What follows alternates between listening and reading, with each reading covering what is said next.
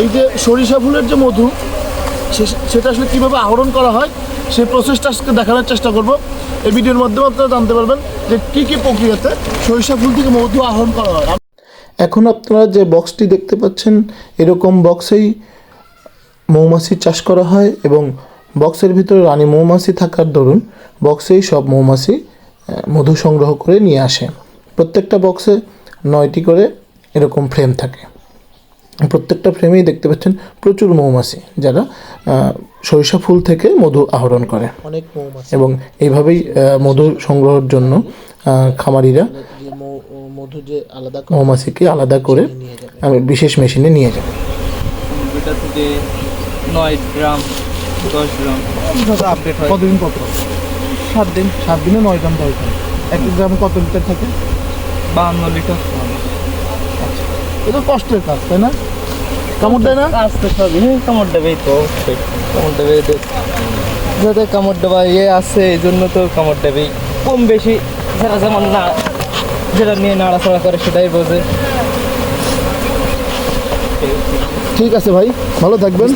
এই সরিষা মাঠের ভিতরে একটা পুকুর, সেই পুকুরের মাঝখানে আসলে স্থাপন করা হয়েছে এই মৌমাছির যে খামার, সেই খামারটা অন্তত 100টি বক্সে মধু সংগৃহীত হচ্ছে এবং এখানে একটা আপনারা বিশেষ মেশিন দেখতে পাচ্ছেন, ঘূর্ণায়মান মেশিন, যার সাহায্যে আসলে এই যে ফ্রেম থেকে মধুটা আলাদা করা হবে এবং এর ভিতরে একসাথে 10টি ফ্রেম দেওয়া যায় এবং এইভাবে ঘোরালেই মধুগুলি ফ্রেম থেকে আলাদা হয়ে যায় এবং দেখুন ঘূর্ণায়মান মেশিন এবং মধু আলাদা করে আবার ওইরকমভাবে বক্সে রেখে দেওয়া হয়। এখন আপনাদের দেখতে একদম খাঁটি যে মধুটা আমরা আমাদের চোখের সামনে দেখতে পাচ্ছি, খাঁটি মধুটা এখান থেকে বের হয়ে যাচ্ছে। এখন আমরা কথা বলবো আরমান ভাইয়ের সাথে, যে আসলে স্বত্বাধিকারী এই যে মধুর যে খামার আছে, প্রজেক্ট আছে, বেশ কয়েকটা প্রজেক্ট, তার মুখ থেকেই শুনবো। আসসালামু আলাইকুম আরমান ভাই। ওয়ালাইকুম আসসালাম। আপনাদের এইরকম কয়টা প্রজেক্ট আছে? 4টা রয়েছে। 4টা। এই প্রজেক্ট, এক একটা প্রজেক্টে কতগুলো বক্স আছে? 4টা তো ওই 100-100-র কাছাকাছি এরকম আছে প্রত্যেকটাতে। কীরকম মধু উৎপাদন হয়, কতদিনে কীরকম মধু উৎপাদন হয়? সাধারণত আবহাওয়া বা তারপরে মৌমাছির পজিশন, মাটির পজিশন অনেক কিছু নির্ভর করে।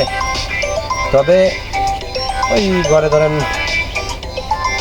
প্রতি টানে বা প্রতি সপ্তাহে হিসেব করতে গেলে 50-এর কাছাকাছি, 50-50। এই মধুগুলোর ক্রেতা কারা আসলে, আপনারা কাদের কাছে বিক্রি করেন? আমরা বাইরেও কিছু দিই, ডাবর বা ইয়াতে পাতাইয়া।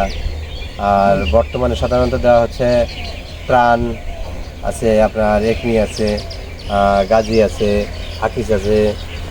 বাংলাদেশের লিডিং যে ব্র্যান্ডগুলো আছে সবাই আপনাদের, সবাই মানে আপনাদের মধুতে তাইলে কোনো ধরনের ভেজাল নাই, তাই তো? সবাই লিডিং নিচ্ছে। হ্যাঁ, সবাই যারা এই আপনার সাধারণত খামারের যারা মধু বিক্রি করে তারা আপনাদের থেকে সংগ্রহ করে। সঠিক মধু বিক্রি করে।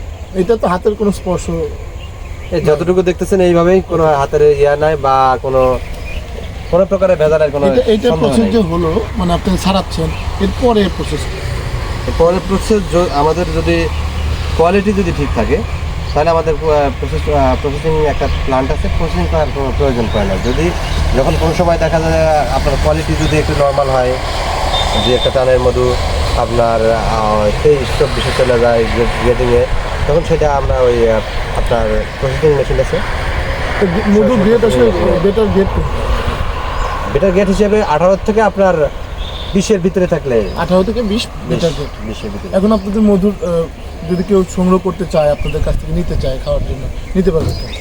হ্যাঁ, অবশ্যই। সেটা কত করে দিন? আমরা সাধারণত খুচরা 400 টাকা বিক্রি করি আমরা খাবার থেকে। এখন যারা অনলাইন বা ইয়া বিক্রি করে তাদের হিসাব অন্যরকম, তাদের কিছু খরচাও আছে, তাদের কিছু খরচাও এক্সট্রা খরচাও থাকে, এটা দিয়ে তারা একটু বেশি বিক্রি করে। আপনাদের এই প্রজেক্টটা কত দিনে? প্রজেক্টটা তো আপনার সিজনালি চলে, আপনার 5 মাসের মতো। সিজনালি 5 মাস আসলে। এটা তার পরবর্তী পাখিগুলো বাঁচে ছিল, বর্ষাকালে খাবার দেওয়া লাগে। খাবার জন্য। আর এইটা আপনাদের শুরু হয়েছিল কত বছর আগে? আপনার এটা 1900 আপনার এই মেলিফেরা মৌমাছি আসে বাংলাদেশে 1992-তে প্রশিকার মাধ্যমে, প্রশিকা এনজিওর মাধ্যমে। মূলত তারপরের থেকেই তারপরের বছর থেকে শুরু এটা। মানে আঙ্কেল দিয়ে শুরু হয়েছিল। হ্যাঁ, এটাই সর্বপ্রথম মেলিফেরা মৌমাছি বাংলাদেশে, এই খামার থেকে শুরু মালিকানা দিনের মধ্যে। এর আগে আপনার প্রশিক্ষা ইয়ে করতো, নিয়ে আসছে তারা এই মেলিফেরা মৌমাছি। প্রশিকা বাংলাদেশে প্রথম এই মেলিফেরা মৌমাছি নিয়ে আসে। পরবর্তীতে আসলে যদি কোনো এনজিওর বাইরে হয়, ব্যক্তি পর্যায়ে আপনার প্রথম এটা শুরু। হ্যাঁ, এটাই প্রথম। ঠিক আছে ভাই, ভালো লাগলো কথা বলে। আপনার দর্শকের কিছু বলার আছে কিনা মধু সম্পর্কে, কি বলতে চান? বলার কোনো কিছুই নাই, যে যখন এখানে দেখা যাচ্ছে সেটাই বাস্তবে যেটা দেখা যাচ্ছে। আসলে মৌমাছির থেকে যে এই সরিষা ফুলের যে মধুটা, এটা আপনারা সংগ্রহ করতে পারেন 100% পিওর। যদি বাইরে থেকে নিতে পারেন তো ভালো। আর এদের থেকে যে নামগুলো আপনারা শুনলেন, এসিআই, ডাবর, যারাই নিচ্ছে আসলে খুবই অথেন্টিক জায়গা থেকেই নিচ্ছে, আপনারা সংগ্রহ করতে পারেন। সঙ্গে থাকুন। আসসালামু আলাইকুম। অনেকেই মধু সংগ্রহের জন্য সেখানে গিয়েছিল, আমিও 1 লিটার নিয়েছিলাম। সবাই সঙ্গে থাকুন, শেয়ার করুন, কমেন্ট করুন, লাইক করুন।